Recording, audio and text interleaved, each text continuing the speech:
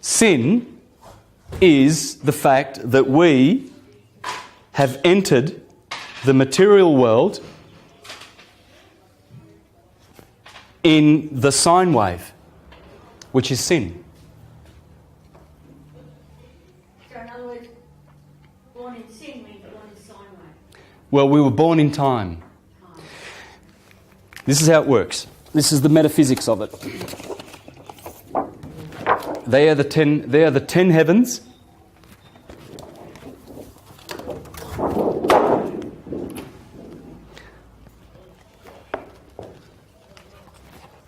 There is the Kabbalistic tree. Notice that those 10 Sephiroth, they correspond to this. I'll explain this in a minute. And they also correspond with the Indian chakra system. You see, this one gets two Sephiroth. And you see the elements there: fire in the head, earth, air, water, Cancer, Leo, Virgo. Okay? Now, let's explain these 10 Sephiroth. I'll put this up in a minute because there's a lot of information that I need to get out from there. But here is what you call the Primum mobile. Or I guess that would be the Primum mobile. Okay? That's where spirit is, the cause. And then in here is the crystalline sea. That's the crystalline sea that John saw in Revelation with the 24 elders encircling it. The 24 hours. Right? Or the 24,000 years of procession. Here is what we call the firmament. I'll have to check that. I don't know why I'm confused now, but you've got Primum mobile, crystalline sea, and that would be the firmament. Anyway, I'll get back to that in a minute. There you have Saturn, the first ring. You see, when we come through the rings of Saturn, the soul is descending to eventually live on this earth with a material fleshly body. But it must go through all these polarizations. It must descend through 7 levels. And they are the 7 emanations, or the 4 emanations of the Jews. These are acquiring this atomic nature as it descends down to be hexed in matter. Okay? So you've got, the first ring belongs to Saturn. Do you know what his name is in Greek? No, Greek. Chronos. Chronology. Time. Chronometer. Right? He's the timekeeper. He keeps the time, the sine wave. That's why when we are born down here, when we get born down here, we're born in sin. Because we're born in the sine wave. The sine wave is through your body. Okay? And it's septenary. It's an octave. Look, every septenary is rounded off to an octave. So, you've got an octave of music, which consists of 7 diatonic notes. Okay? There are 7 days of the week, there are 7 liberal arts, there are 7 everything. All right? You've got 7 vital organs in the body, 7 visible planets in the solar system, the 7 Elohim of Genesis. My God, the list goes on and on and on. I don't want to bore you. But these are the 7. Because that's the number of physical matter. As these go around and create all their various shapes, like the particles of an atom, creating molecules and bodies and cells, cellular bodies, so do these guys here enable these physical bodies that we are carrying to be sustained and vitalised. They are the ones that are responsible. And we have those 7 chakras in our body exactly as it is here. The sun is always in the middle kingdom. It's in the heart. It's the heart chakra. Above the heart chakra, we have 3 chakras. That's the inferior world, which goes up to heaven, the pineal gland, the ruling, controlling endocrine gland body of the other 7 of the endocrine system. Okay, but below the sun is the infernal world, and ruled by Mercury, Venus and the moon. And these are the feminine ones. Gaia, Earth, the moon, Isis or Nephthys. Mercury is a hermaphrodite, so it gets to be, bisexual. Venus is feminine, and all these are the boys in the inferior world. because they are to do with these. It's simple. It's just physics. Okay? So, as we go down into Saturn's kingdom, he's also called Satan in the scriptures. We are in the kingdom of Satan, right? Satan has blinded the minds of the unbelievers, of course, because when we come from unconditioned consciousness and we hit those rings of Saturn as we descend and we accumulate those 7 vices, but we have to unlock those vices and turn them to virtues as we go back up Jacob's ladder. Well, once we hit Saturn's rings, we're in the kingdom of Satan. And he blinds our minds because he gives us Maya instead of the truth. And we go around trying to work it out, and until finally we awaken. Until finally we break those, we get the energy flowing up and we get baptized in the Jordan River, which is the Eridanus. That's the Jordanus. When you get baptized, it's no use staying in the lower chakras. They're useful for energy and vitality, for sure. But if we think and live in there, we're never going to get it. We have to transmute. We have to grow. We are very, very fortunate. There's a consciousness descending upon us, and it's incontrovertible, it's inevitable, and we either benefit from it or we get lost on the wayside, because many will not grasp it and many will not benefit fully. Eventually they will. Everything returns back to the ether. We all become ethereal eventually as we ascend. And we must ascend from the solid molecular carbon 666, 6 protons, 6 neutrons, 6 electron bodies that we've been hexed with. And in fact, I've shown this many times. If you flat pack a hex, that's what you get. That's the hex. We've been hexed. Okay? In fact, that's the Japanese kanji. Chinese kanji for earth is just that. Okay? And they don't like the number 4 in Japan. Right? There's in the north of Japan, there's a whole series of cities that are called by their numbers: Ichi, Ni, Sun, Go. Sun, and then rather than going to Yon, which is 4, or even using Yon, they will avoid 4, like we avoid 13. So there are these 7 towns in the northern of Japan. I've been through there. And you've got Ichi no he, Ni no he, San no he, and there's no 4. It goes to Go no he. It goes straight up to 5. Because no one will live in that city. That 4, the 4 which comes from the unpacked hex, the 4 elements, you see that's, I'll get this right, water, earth, feminine, because this line of the cross is feminine. So you've got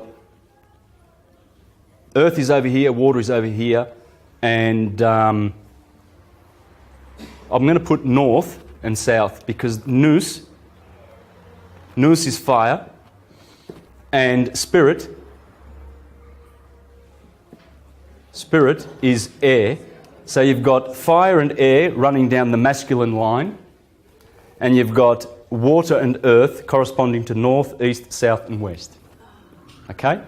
That's how it works. Everything is interrelated. And I don't go looking for it. It's there. I didn't put it there. It's there. People say, "Oh, Santos, your New Age theories are ridiculous." I get the on YouTube and that. and first of all, New Age, what does that mean? Didn't I just say Prisca Theologia, ancient theology? Aren't I talking about Hermes? Wasn't he like in the past? Yeah.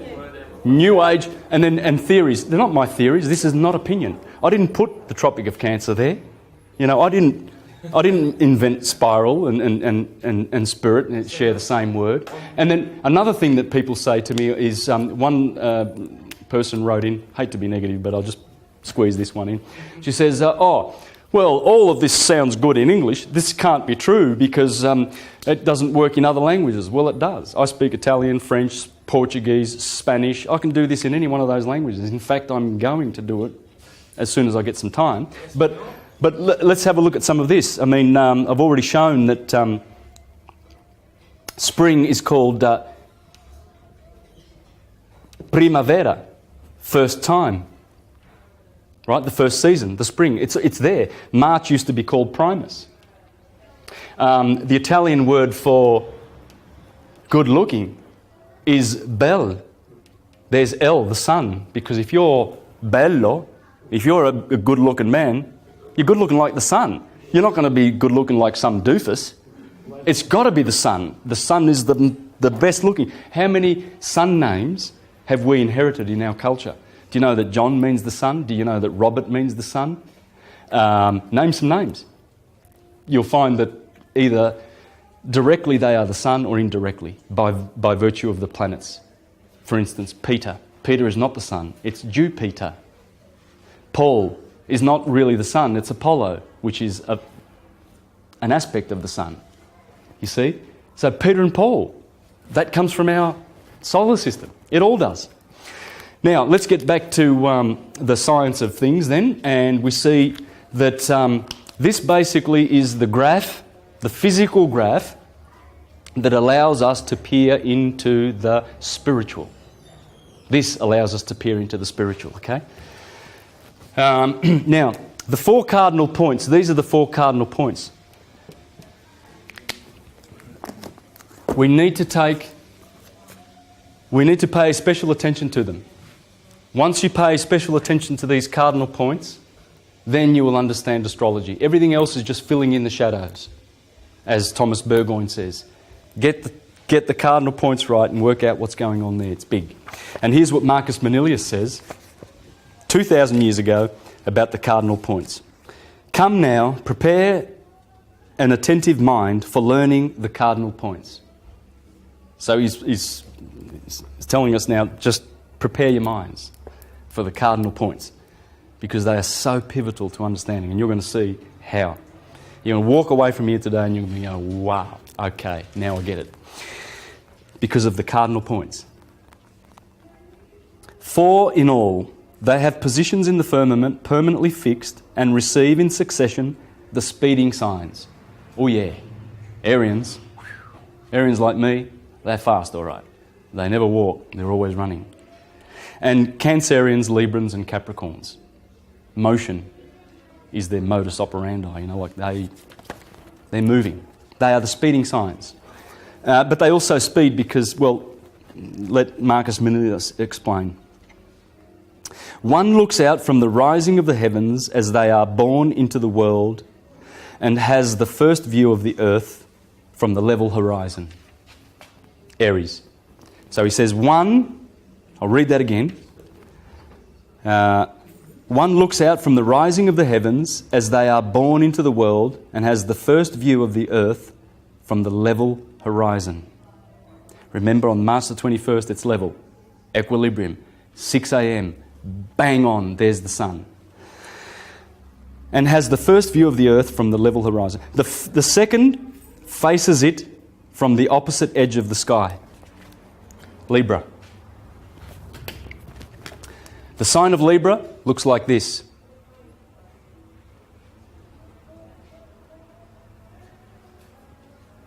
What does that look like to you? Does that look like the sun going through the equator? Like the Nissan car thing, Nissan, the sun going through the equator on the month of Nisan. That's Nisan in Jewish, March. So that's why Nisan has their car symbol has a sun going through the equator. Just like Libra, sun going through the equator. Okay, so much for these devilish little glyphs. Oh, the devil invented those. The point from which the starry sphere retires and hurtles headlong into Tartarus. So Libra is at the point where the starry field retires and hurtles headlong into Tartarus. This is Tartarus down here, remember? The inferior regions. In fact, inferior is how the Latins called winter. Inverno. And in fact, infernal, hell, is inferno. You just replace the V for an F. Okay? Infernal, hell, supposed to be hot, is actually another word for inverno, which is winter. The third marks the zenith of high heaven, where wearied Phobos halts with panting steeds and rests the day and determines the midpoint of shadows. Phobos, being the sun, Phobos, halts because the sun always halts at the solstices for 3 days. He stops. His 4 steeds. The sun is always travelling with 4 steeds. You'll always see it in alchemy and pictures of the sun. And these are the 4 steeds, the 4 horsemen of the apocalypse. How many colours are the 4 horsemen of the apocalypse? Can you tell me? The white horse, the morning sun. The green horse, or the pale horse, the green of summer. The red horse, the sun setting at before sunset. The black horse, the sun in the darkness of night and winter. They are the 4 horsemen of the apocalypse. Because the apocalypse means the revealing. See, the year, as the sun goes through those 12 signs, Jesus going with his 12 disciples, he is revealing the good and acceptable year of the Lord. So he's going around with his 4 horses, his 4 steeds. The cardinal points, they are the steeds. The 4th occupies the nadir and has the glory of forming the foundation of the sphere. In it, the stars complete their descent and commence their return. At the equal distances, it beholds their risings and settings. These points are charged with exceptional powers. And the influence they exert on fate is the greatest known to our science, because the celestial circle is totally held in position by them as by eternal supports. They are the pillars of Hercules. They are the pillars of Samson.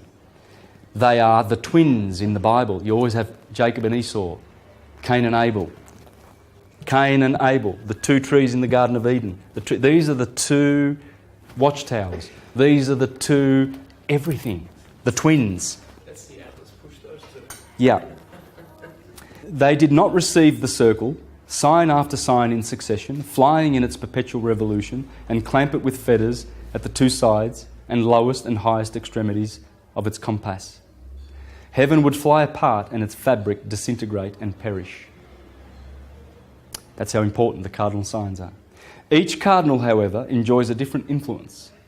They vary according to their position and they differ in rank. First place goes to the cardinal which holds sway at the summit of the sky and divides heaven in 2 with imperceptible meridian. Cancer. First place. She is ruled by the moon. The moon rules in Cancer. And the moon is the sphere. The moon is our mother. It's the ovaries of the solar system. Earth is also our mother, but Earth is our physical mother. The moon is the spiritual mother. Our spirit descends from the moon, from Cancer, the closest point to the Earth. You see, because, of course, if the sun's climbing up to the Tropic of Cancer and you're living in Italy, good old Italy, over here, well, then the moon's going to be closest to you and furthest away at this point. So that's why they place the moon here and Saturn here. And it's opposite. Saturn's here and the moon is in Cancer, the cardinal point. Saturn rules this cardinal point and the moon, and they oppose each other. This guy, as you remember, the heavens, Saturn is the last heaven that we must leave. And that's the crown chakra. That's the last one. We've got to go to heaven, right? That's the metaphysical aspect of all of this. And you can see already how much you can benefit from this knowledge, can't you, spiritually, as you realise that reality is spiritual. This is phenomenal. Saturn is old man Kronos. He has the scythe, so he's the grim reaper, but he is the one that gives us our physical life. For whoever is born of flesh or in time must therefore die in time. See, the moment when the sperm of the male is received by that little egg, and those two eggs become one, that's when spirit unites with matter and they create a vesica piscis in between. And that is the moment that you are baptized in death. That's the moment you begin to die, because before that you were alive. It's death. It's the baptism of death. And it comes from the womb of your mother, which is a tomb. That's why you come out from a womb and you end up in a tomb. Same word, according to Plato. Okay? So when our Father, the Spirit, because a sperm, you can't see that little egg. There's no way. You're not going to see it. It's a spirit. That's why they call it the spirit. The masculine part. The guy donates this little egg. And the woman does the rest in her womb. From that moment, you're dying. You're baptized in death. Therefore, you need to be purified with water. Christians get baptized and they symbolise that with water. Holy Spirit, air, when you burst your spirit chakra, the throat. And then fire, when you have the baptism of fire and you've been baptised in the Jordan. That's the story. It ain't literal like they teach it in the churches at all. It's a spiritual story. It always will be, and it's always been there. You just got to point to it and see it. If you don't see it, you're not looking. It's only for people who have eyes to see and ears to hear. And that's why the churchgoers are very keen to preach to you that, you know, that their interpretation is correct and everything like that, because they are actually being forced to do their thinking from their lower solar plexus, their lower mind, which is not evil, but it's not the higher mind. This is the land of opinion, the land of belief and faith, whereas this is the land of direct knowing, when you go up to Aries. And you're going to see how important Aries is in a minute, once I finish this with the cardinal points. So each cardinal, however, enjoys a different influence. They vary according to their position and they differ in rank. The first place goes to the cardinal, which holds sway at the summit of the sky and divides heaven in two with imperceptible meridian. Enthroned on high, this post is occupied by glory, truly a fit warden for heaven's supreme station. So all distinction and reign by awarding honours of every kind. Hence, of course, did you pick that up? By awarding honours of every kind? Of course, because it corresponds to the 9th house in astrology. And the 9th and 10th house have to do with, religion, fate, visions, authority, glory, distinction, power, career, honours, dignity, fame, profession.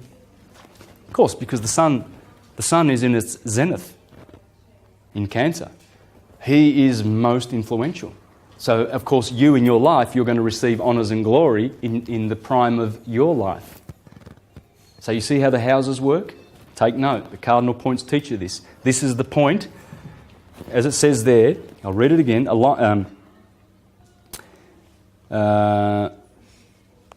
Occupied by glory, the glory of the sun. This cardinal point is occupied by glory. It's a glorious position. It's Jesus coming into Jerusalem and being enthroned as king. Heaven's supreme station, so that she may claim all that is preeminent, arrogate all distinction, and reign by awarding honours of every kind. That's where your honours come from. Hence comes applause, splendour, and every form of popular favour. Hence the power to dispense justice in the courts, to bring the world under the rule of law, to make alliances with foreign nations and one's own terms, and win fame relative to one's station. The next point, though situate in the lowest position, bears the world poised on its eternal base. In outward aspect, its influence is less, but is greater in utility. It controls the foundations of things. This is the foundation point, right? And you'll find that it has to do with brothers and family. Brothers and family. Foundation.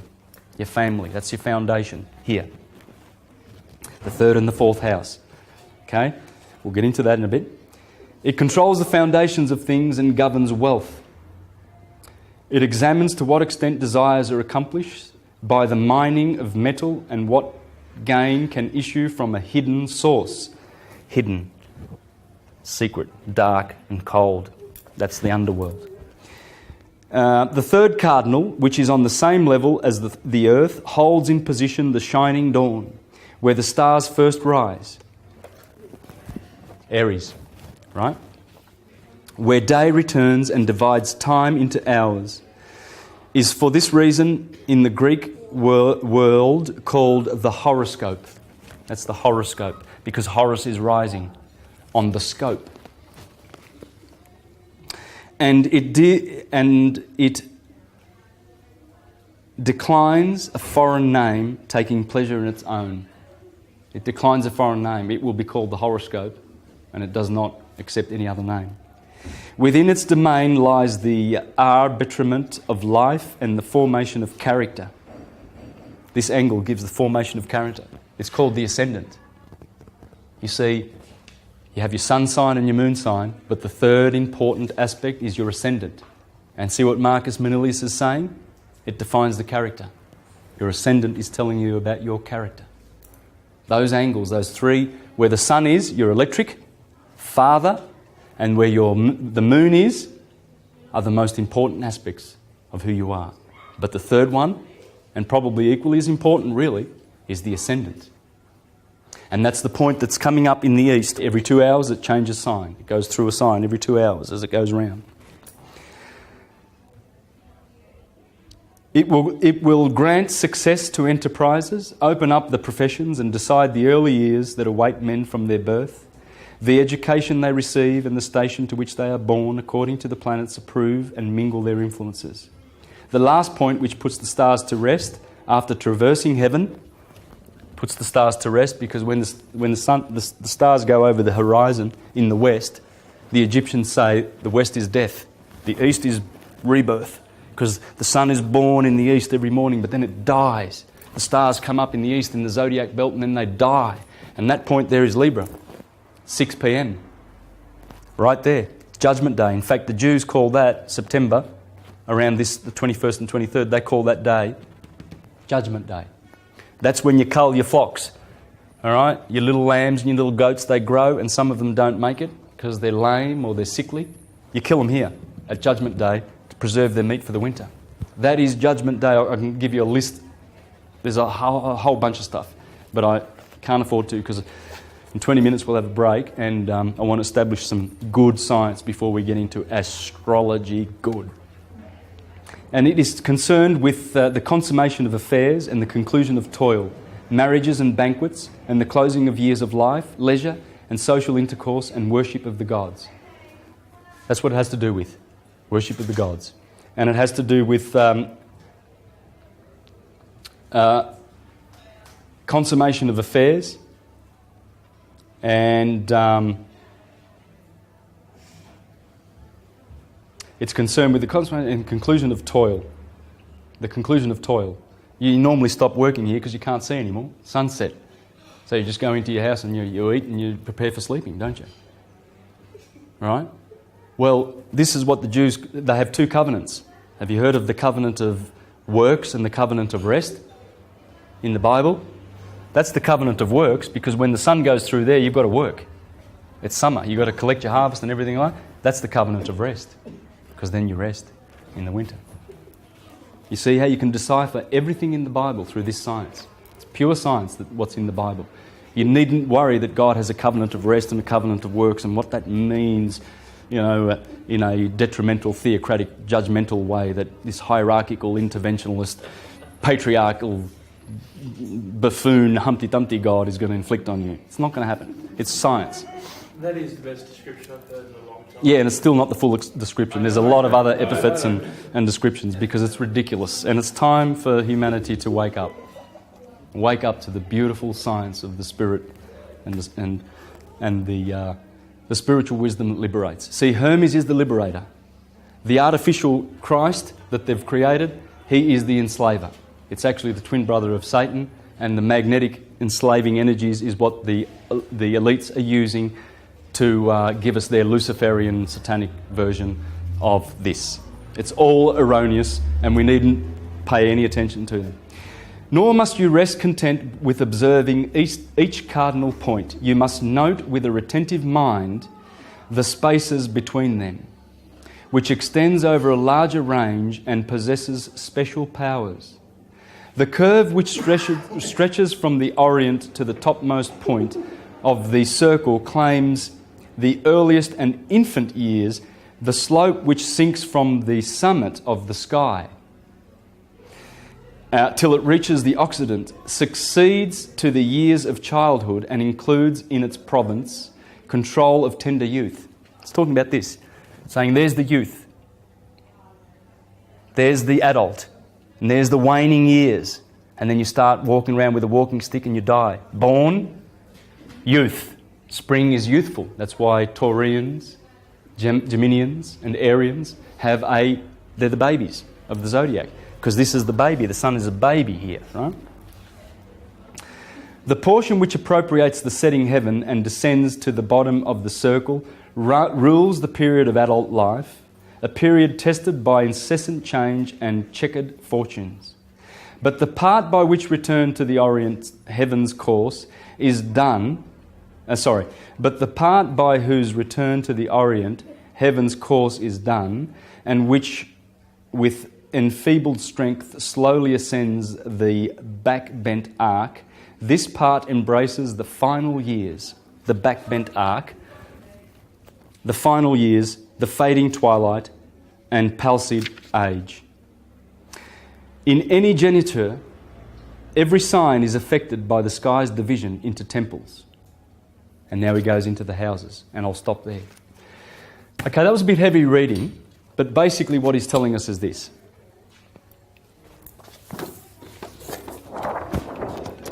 Let me just start this again. And we're going to do a big version of this. So what we're going to do now is we're going to do the same thing, except now the Tropic of Cancer is here and the Tropic of Capricorn is here. So what you can see what I did, that original circle in here, remember, I've made it large now, okay? And here is your, there's your cross. Remember the earth. That's the symbol for the earth. The ancients knew what they were doing. Oh yeah. Now, so the sun here at December the 21st is climbing the mountain. That's the shortest day of the year. And that's the longest day of the year. Very important to understand that, because that is obviously the beginning of a waxing, waning cycle. Is it not? Right? Just like Sister Moon. This is all in the northern hemisphere stuff. No, this is both hemispheres. Okay. Yeah. Of course, here in Australia, this is the longest day of the year, December the 21st, right? But the science is northern hemisphere oriented. There's many reasons for that. I can quote Pappas, I can quote Thomas Burgoyne. I won't go into that right now, but it works. The north, because this is the north. And you're going to see Aries is in fact the north. It's not the east. I'm going to show you that in a minute. But it doesn't matter where you are. Southern hemisphere, wherever you are, this science works because it works like this. March is the head of the human being there. The feet will never be there. So an Arian will never be a Piscean. He will always be an Arian if he's born on the 24th of March. Simple as that. The sun is in your head, it's not in your feet on the 24th of March. It will always be like that. Because once it splits that point there, see, let's have a look at this point. Equilibrium, equilibrium. So here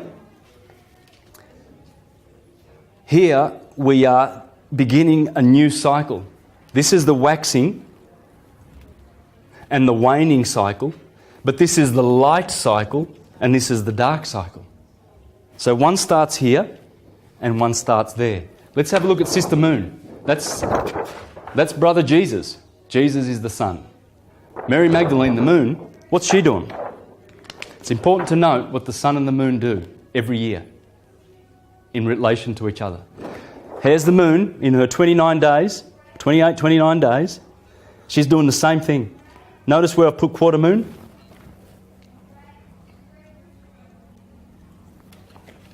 It's quarter moon right now. Actually, tonight, if you look up, you'll see it's quarter moon, right? Venus in the east, beautiful. She's she's come up now. It's only a few days she's been up. And Jupiter opposite. Quarter moon, Jupiter and Venus, you will never see anything more beautiful. Check it out in the next week or so, because it'll be going away. Another 7 days, of course, because it'll be full moon soon. So please check it out. I saw it last night. It was magnificent. So there's Sister Moon. She is the magnetic hub of the solar system, and the Sun is the electric. It's father and mother. It's our father and our mother. Okay, in the emerald tablets of Enoch or Thoth or Hermes or Mercury, it says there clearly that the sun is the father and the moon is the mother, and you'll see why in astrology. This is how it works. So as the moon begins at new moon here, she climbs up for 1 week, and then she's at quarter moon here, just as the sun is at quarter. And now he's actually going to wax, just like the moon does, and he's going to, in spring, and he's going to provide more light, because down here there is more darkness than light. He is obstructed in his vitality and in his ability to give us that summer energy, to revitalise the season so that we can eat and live. You see how the sun is our saviour, how Jesus is our saviour? Right? You'll see how it works in astrology. It's very important. Then the moon climbs up and she's enthroned as the high priestess. This is Isis, up to here. And then Nephthys begins to wane. And she's the evil twin sister of Isis. You don't do stuff when the moon's waning. Stuff like plant. My father, this little Virgo Italian man from Calabria, he used to go around. We grew up in the Victorian Alps, tobacco country, and he always grew stuff. He can grow anything because he knows the moon. He knows the moon backwards. He knows when to plant what, when, where. And he'd go around to all the neighbours and he'd say, see your carrots? They're not going to survive. And they'd be going, dang, Vic's just cursed my carrots. And they didn't survive. Because your potatoes, they're good, that's good. And when did you plant those? No, that's no good. This is good, that's good. He went around to everybody's gardens and told them how they were going to succeed. You think astrology's got nothing to do with anything? This is where you plant. You plant in this portion when the moon's rays have a certain polarisation, because they polarise one way here and polarise another way there. Okay, in the waxing and the waning. The sun is the same. We need to observe the sun in the same light. He waxes, he wanes. He's in his kingdom of light, he's in his kingdom of darkness. And this is how the metaphysical aspects of how astrology is to be understood. One more thing that we need to understand, okay? And I'm going to be reading from a beautiful passage from this book to explain to you something amazing. And you're going to be heads up on all other astrologers with this information. I'll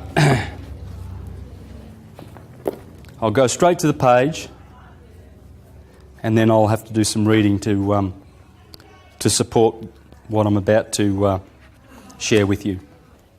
This is what Firmicus Maternus tells us, okay? He tells us that the ancients gave us a universal birth chart.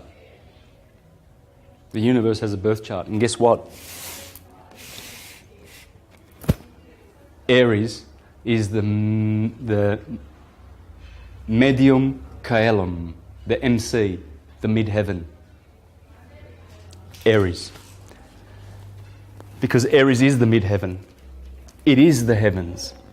When you face up, when you're daily, when you get about and doing your things, your Aries is always at the top in the heaven. This is considered to be heaven, because in here and in the Taurus, which is this part of the body, are the most precious stars. Sorry for all this running around there, cameraman.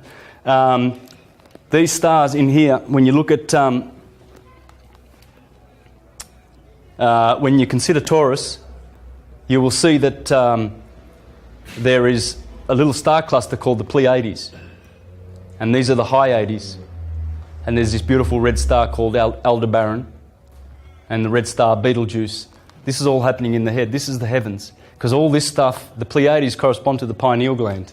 And Alcyone, the governing star of the solar system, that's pretty much the throne of God. That's in the pineal gland. That's the throne of God. And so, Firmicus Maternus teaches us that the midheaven is Aries. Now, I'm going to get back to this, but we're just going to do a little bit of a divergence here. The Egyptians, this is pure Hermetic, because the Egyptians also placed the stars like this. Okay, it's fine to do that. It's perfect. In fact, that's how it is. But you must understand in your mind that that point of the equinox is happening up here. March the 31st is here. The break of dawn is here.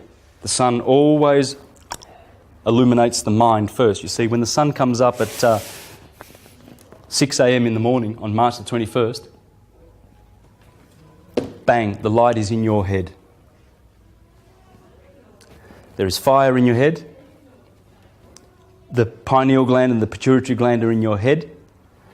And so you see how the ultraviolet, infrared, because red is the bottom chakra and violet is in Aries. Right? Because these are the colours of heaven. Okay? Now, the Egyptians understood this because they placed the scales of Libra